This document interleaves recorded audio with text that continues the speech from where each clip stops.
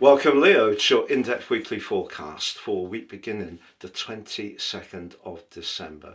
Thank you so much for joining me and also for your views, comments and likes throughout year 2025. If you've yet to watch your deep dive forecast for the new year, you can view that underneath this video. But also, as a gesture of my appreciation, if you'd like to order your personal forecast based on your unique birth data for the new year, if you do so, you can apply the code ASTRO26 at the checkout and you'll get it half price, 50% off. You also get your Life Roadmap Report, a critical document to understand the patterns that we've experienced in our life, and you'll get your free gift of your General Love Chinese and Indian written forecast. As we go into this new week, Leo, the Sun has moved into the most practical part of your chart, joining up with the thrusting energy of Mars. But the Sun is still in contact with the rather shimmering, watery vibe of Neptune. And you may not, therefore, feel that your vitality is quite as high as it could be. Venus joins up with the duo on Wednesday and repeats the same thing. In fact, in the early parts of this week, Venus is in contact with Saturn in a very challenging way. If there is some tensions around a romantic relationship, it could show up a little bit from that influence. But all that sixth house energy, which is manifesting towards the end of this year, can certainly give you quite a lot of excitement, I feel, about what you could change for next year to make your life more fulfilling. The sixth house may not sound amazingly sexy, but having Venus and Mars together certainly can be. And through the first half of January 2026, they're going to be very close to the Sun.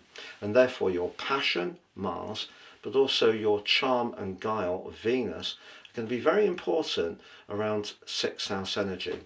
Now, if you are a very big lover of pets, for example, a new companion could be one of the things that you set your intentions for and does come to you throughout the new year, not necessarily this week or in January. But also the sixth house can be about your work.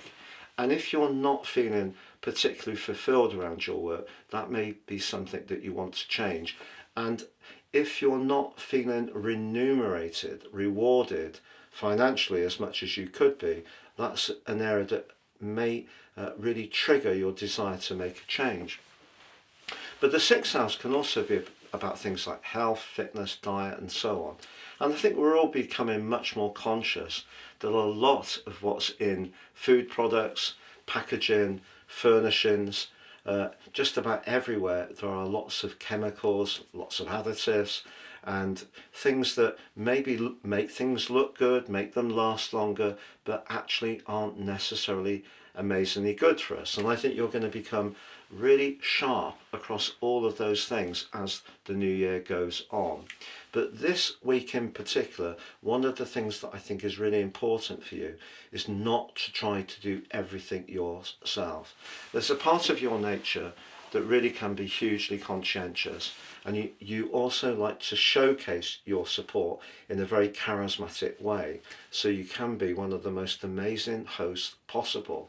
But if someone else offers to take the burden, do something that in the past maybe you've been quite happy to do, let them. I think it's important that there's a bit of a sharing out, a division of the labour, because if you have been finding throughout this year so far that things haven't always been necessarily as balanced as they could be in this regard, do use this collective of energy in your sixth house to assert yourself, Mars, but do so in a way that other people are not going to feel hostile about. So you can be diplomatic, but also let them know clearly that there needs to be a fairer division of who does and contributes what.